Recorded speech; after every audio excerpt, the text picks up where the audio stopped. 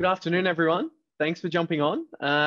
Essentially, what I'd like to do before kicking off is I'd like to begin by acknowledging the traditional owners on the land in which we meet today. I would also like to pay my respects to elders past, present, and emerging. From there, I'd also like to extend our thanks to today's sponsor, the College of Law, for sponsoring today's event and making this all possible. So thank you.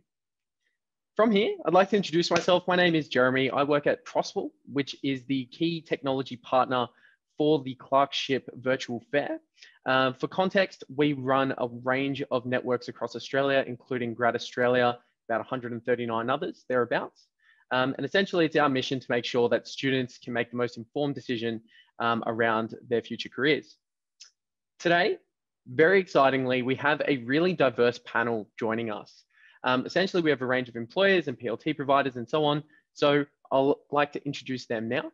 Essentially, to kick us off, we have Natalie joining us from Baker McKenzie. We also have Rachel joining us from Herbert Smith Freehills. We also have Steve joining us from the Victorian Government Solicitor's Office. And we have Susan joining us from the College of Law. Thank you so much to this incredibly diverse and talented panel. So yeah, we're going to kick into it from here. Awesome. So the first question is essentially based around, I just want you to introduce yourself and describe what your organization does for students within the law space. To kick us off, Natalie, would you mind just giving students a bit of an intro? Sure. Thank you, Jeremy. And thank you for having me here today. Really wonderful to be on this panel and really wonderful to be able to support our students applying for clerkships and also graduate roles this year. So for those who don't know me, my name is Natalie Mascarenhas and I'm a talent management consultant with Baker McKenzie in Melbourne. I've been with the firm for 9.5 years, and 2 of those years I took off as parental leave. But prior to that, I actually practiced as a lawyer, as a commercial litigator.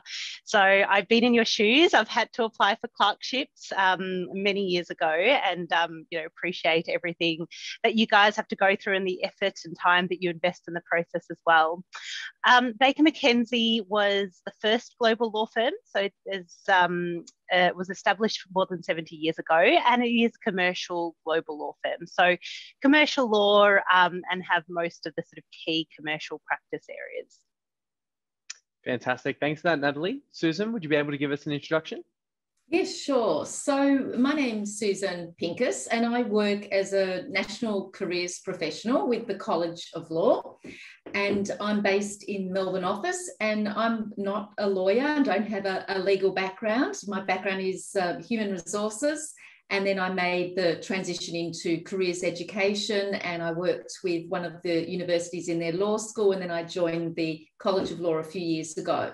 So I basically work with PLT students and also PLT graduates in terms of providing career coaching and advice around building their professional profiles, how to hit the job market, etc., as well as also running a series of webinars, typically on a monthly basis, and they're open to all the law undergraduates.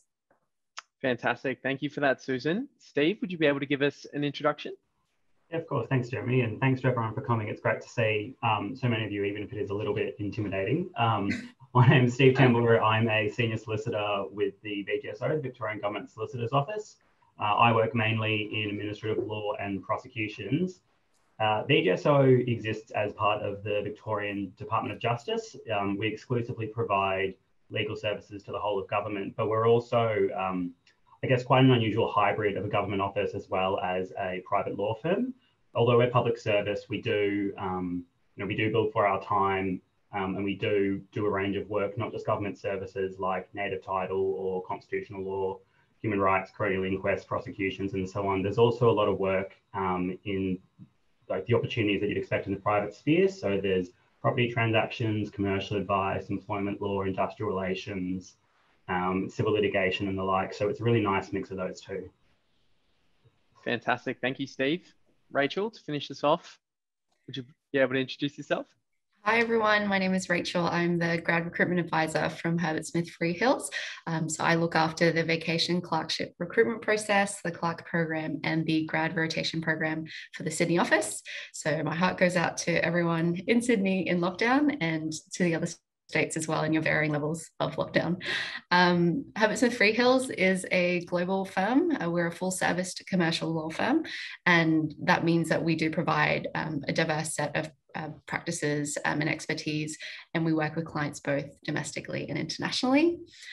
We have over 26 offices across Australia, the UK, Asia, the Middle East, North America, South Africa. You can tell I'm reading from a list, and over 5,000 team members across the world, which is fantastic and exciting. Thanks. That's great. Thank you, Rachel.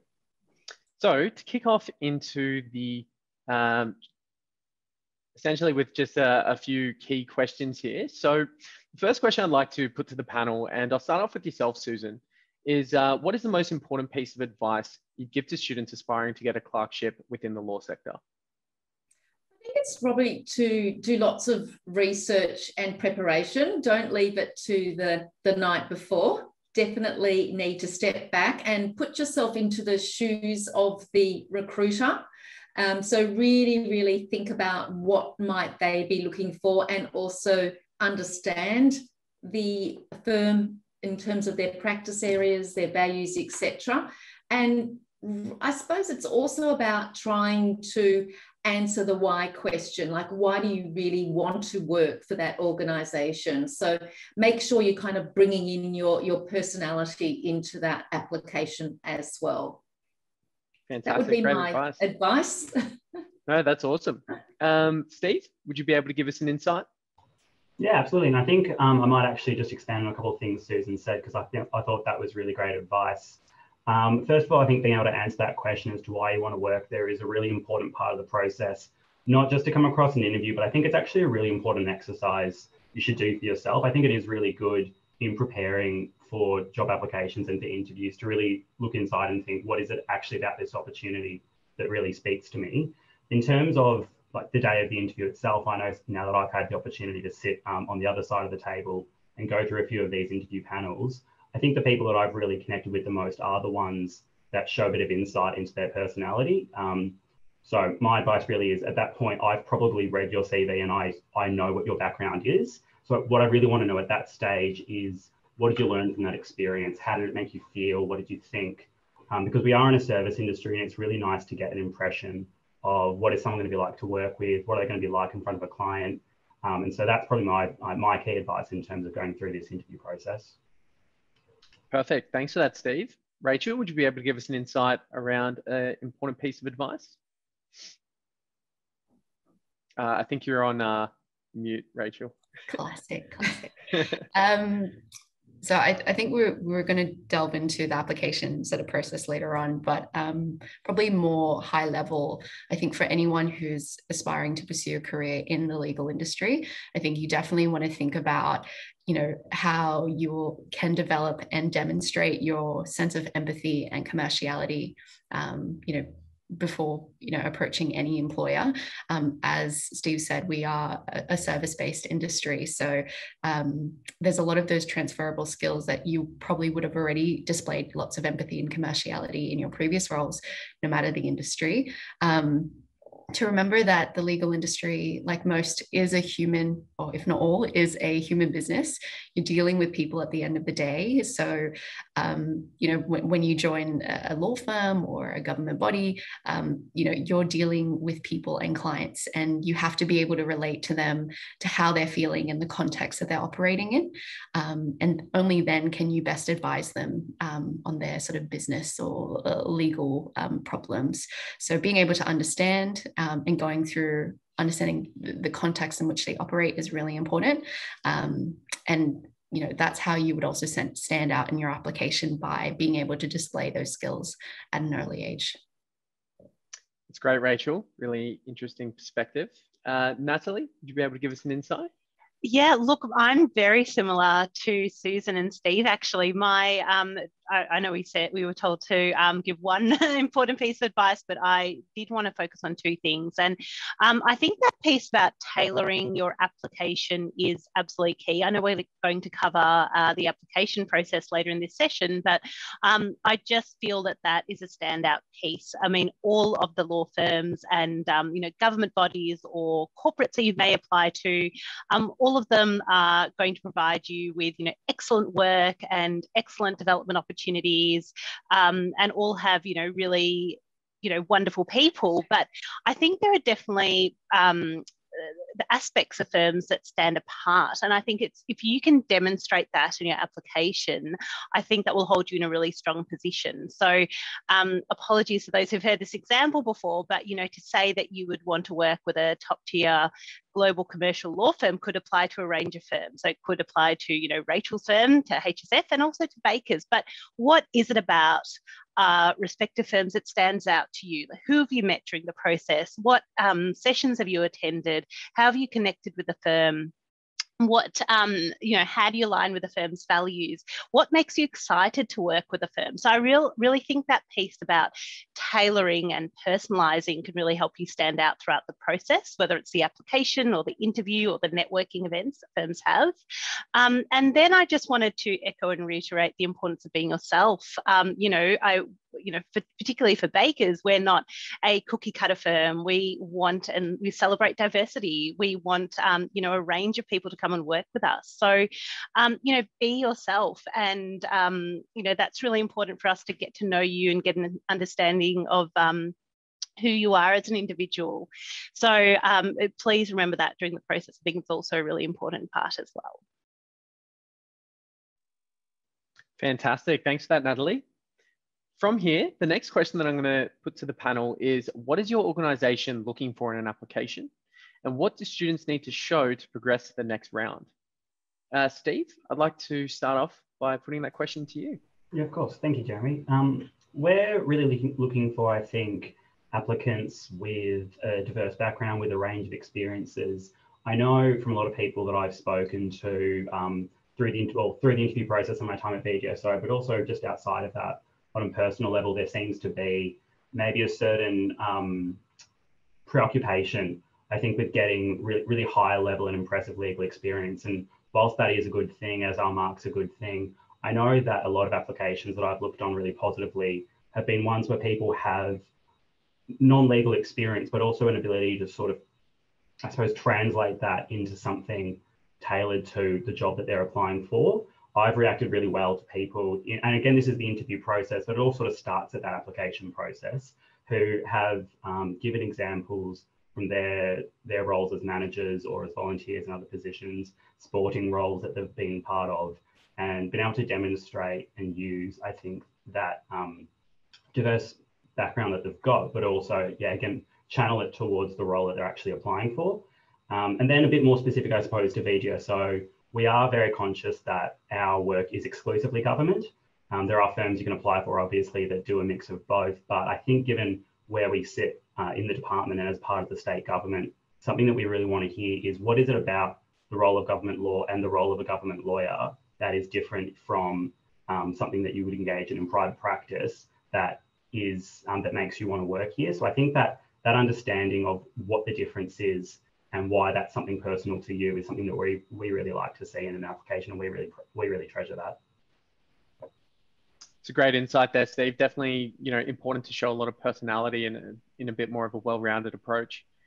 Rachel, should you be able to give us an insight in terms of what HSF is looking for in an application? Look, I think it will probably be a bit repetitive to what Steve, Susan, and Natalie have already previously said, but I think we'll probably touch on, what we find a lot of value in is diversity of experience. So, like Steve said earlier, there might be a misconception that commercial law firms are specifically only looking for people who have prior paralegal experience, where yes, that's good, but we want to know about what other experience that you have.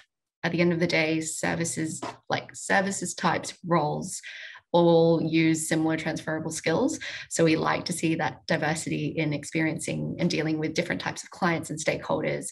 We're also looking for diversity in interests. So if you're really into learning a language or a musical instrument, or you do lots of different extracurricular activities, that shows your ability to commit to multiple things during your week. And it shows that stretch of potential that you have, that you can then apply that resilience when you join the firm.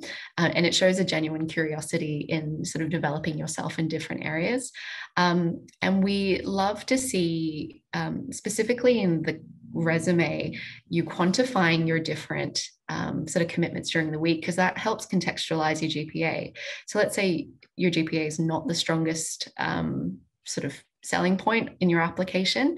It will help us understand the full picture by seeing how many hours you dedicate to your work or extracurricular activities. And then we also love looking at any URL links that you include. So if you have a food blog or a fashion Instagram page, or you have fantastic YouTube videos that you've created, partners love seeing and clicking on links. And I think that really helps showcase a bit more of your personality beyond the written application. It's awesome, Rachel. Love that approach. Thanks for that. Natalie, would you like to give us some insight? Yeah, look, very similar again. And I think we're all going to be echoing each other today, which is a great thing as well. So I think, and I know I did say this before, but at Bakers, we are looking for people who are genuinely and interested in working with us and who are excited about what we have to offer. We don't do things like psychometric testing or one-way videos or assessment centers or draft emails or things like that. So we spend a lot of time reading your application and cover letters and reading your applications cover to cover. So, we want to see people who are excited by what we have to offer and who, very keen to work with us. And, as I said earlier, you can demonstrate that by, looking at our website and doing your research in the clerkship guides, attending our Baker's Dozen series. So, if you haven't connected with me on LinkedIn, please do so. And I'll be posting a lot about our series at the moment. Attending our general events from campus as well. So we want to see that you've done your research and you're excited by what we have to offer.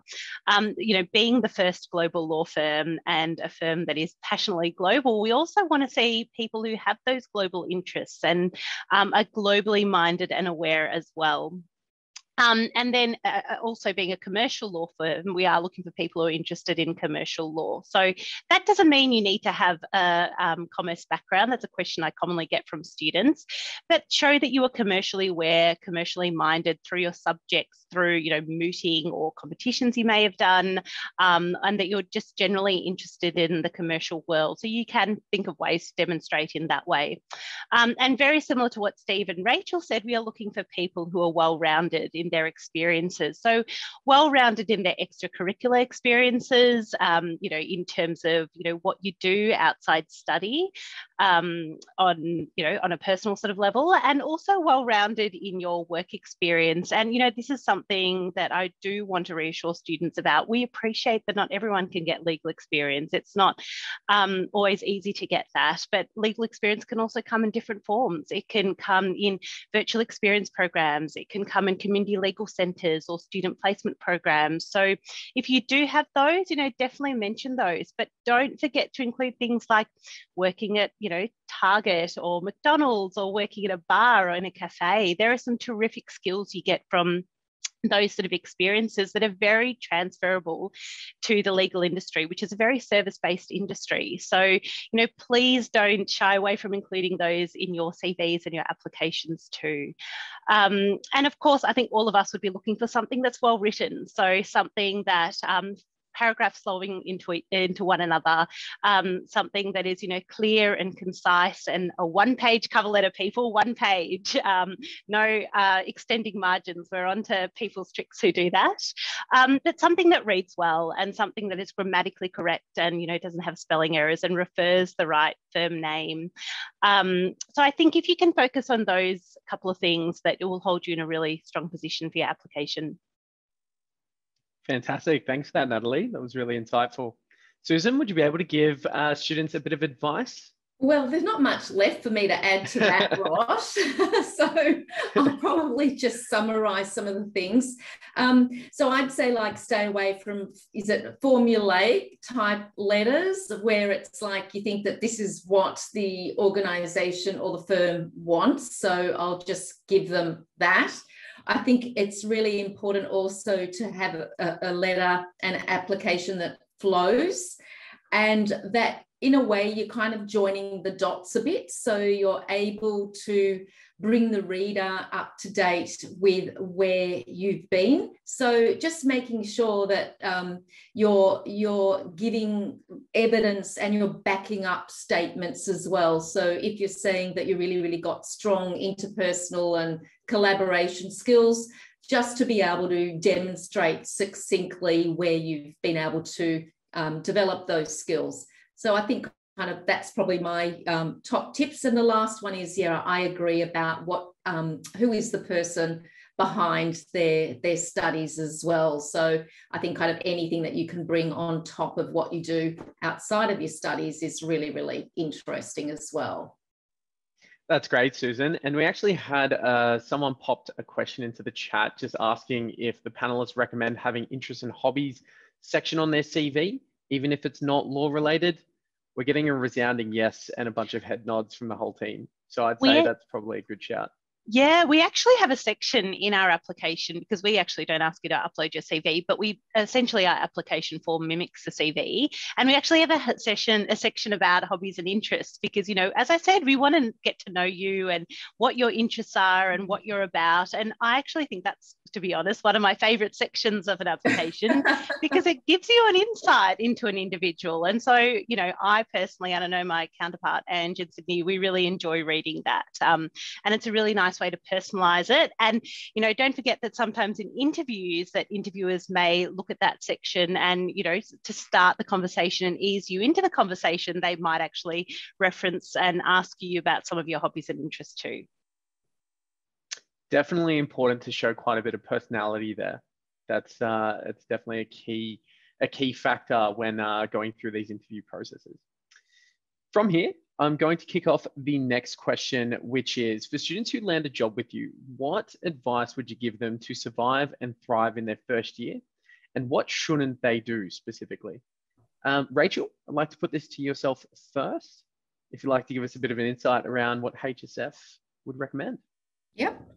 I think, well, I'm going to say what I recommend. And I'm going to say it's in line with what HSF recommends. But I would say for all students to take every opportunity and follow your curiosity during the clerkship. So get involved with the firm, take advantage of the opportunities that are afforded to you within your immediate team or in the greater practice group or just firm-wide in general. So for example, our grads and clerks have the best time when they follow their interest and they really enjoy getting involved with our diversity networks or pro bono matters that will come up, or even getting involved with a digital law group as well. But then also acknowledging that the transition from university to full-time work can be quite jarring. So I say, you know, yes, make the most of your opportunity and, you know, really be proactive in seeking out, you know, work and furthering your curiosity, but also keep a positive attitude, look after yourself, make sure you have a routine, you're balancing work and your personal life so that it is just sustainable for you to continue on. When we're all not naive to think that this industry is not a demanding one, it is, and it's being able to juggle, you know, your passion for the work and dedication to the work, but also looking after yourself mentally and physically as well. Some really important advice there. Thank you for that, Rachel. Natalie, would you like to give us a bit of an insight? Yeah, sure. So I was about to reply to someone who asked a question in the chat box, so I will get back to that. But look, I think Rachel covered it really well, and you know, I definitely agree with everything that she had to say, and wanted to echo a couple of the comments. You know, people want to work with people who are excited and enthusiastic about what they do. So I think, you know, that positivity and enthusiasm is a really important piece to take into your graduate year, but also just being open to learning and, you know, having that growth mindset, I think is really important. Like, you know, I think that, you know, partners and senior lawyers appreciate that what it's like to be transitioning from university into, you know, full-time practice. So I think, you know, that they will guide you and support you and teach you and mentor you along the way, but really important to put your hand up for things and to, you know, not be afraid to make a call on something and not be afraid to get things wrong, you know, and adopt that growth mindset throughout your work. So I think that's an important part of that piece as well. The adaptability piece is crucial in this current environment that we're currently navigating, in this hybrid environment of working from home and in the office. So being able to be adaptable and flexible, I think, is very important as well, you know, as you sort of go into your clerkship experience. And I think getting involved in firm life, I totally echo what Rachel had to say. So, you know, put your hand up to get involved in things in your practice group and in your rotations or in your clerkship. And one of the key pieces of advice my first supervising partner said to me is be a sponge and, you know, go to meetings and learn and listen to how people interact, listen how, you know, a partner takes a client through advice or through strategy, and you pick up so much by shadowing and listening and observing. Put your hand up to go to court, to meetings, etc. I think, you know, that's really important as well. Fantastic. Thanks for that insight there, Natalie. From there, Susan, would you be able to give us an insight as to what you'd advise students to do to survive and thrive in their first year? Yeah, look, I mean, I suppose some of the common themes that I hear from our graduates are around being patient, also just having realistic expectations, just to understand that it is going to take some time and they will obviously make mistakes. So just along the lines of what Natalie was saying, just use that feedback to learn and to develop rather than taking it with a kind of a negative slant. And I think, yeah, just kind of try and not get too focused on always like planning the next, 3 years, 5 years. I think kind of try and just go with the moment and enjoy as you go. That would probably be just my suggestions. That's great. Thank you, Susan. Steve, would you be able to give us, I guess, your opinion? Yeah, absolutely. I think the best advice I got before starting my graduate year, and I'm going to speak probably a bit directly more about having just done this a couple of years ago, was to try and be a safe pair of hands. And what I mean by that is that when you're getting work from senior people, you want to sort of develop a bit of a reputation as someone who can receive a task, know what it is, or if not, know when to ask questions, give it back on time, because they're working to a strict deadline, so they can't really afford any interruptions to that. And I think if you can do that a couple of times while new, then and you can get known for that, then you can actually develop a really good stream of returning work and a really good relationship with that person who now has faith that they can give you a task and really enjoy working with you and be happy with the product that they get in return. And the other thing I'd also mention is to try and be quite social. And I don't actually just mean the firm events. I actually think it's a really good opportunity to go around and to meet a lot of people and introduce yourself. One of the things I did very early in my graduate year was ask who was in charge of prosecutions at BGSO, and when just specifically introduced myself and said, do you have any work you'd like me to help with? And that's now the team that I'm in, because that turned out to be just a really positive step for me to take. Other than that, I think I'd also probably encourage people to keep an open mind about the work as well. I think a lot of people join certain offices or certain teams with a mindset that it's going to be the rest of their career. And I think it's really good to be open about what the next step could be and not make any assumptions about what you might enjoy or enjoy doing. And then finally, just to, I think really roll with the punches and sit back and not be too eager to prove yourself at the start, and listen to other people, just like Natalie said, and be patient. And I think if you can take it slow, it can be a really rewarding year, because it's probably hard enough as it already is. Fantastic. Thank you so much for that, Steve.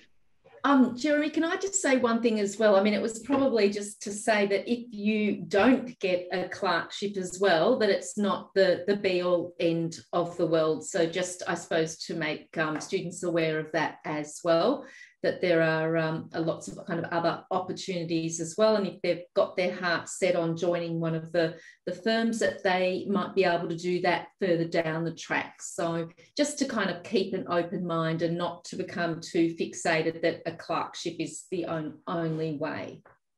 Really appreciate that perspective, Susan. And I think that should be taken into consideration by all students on the call today. So thank you.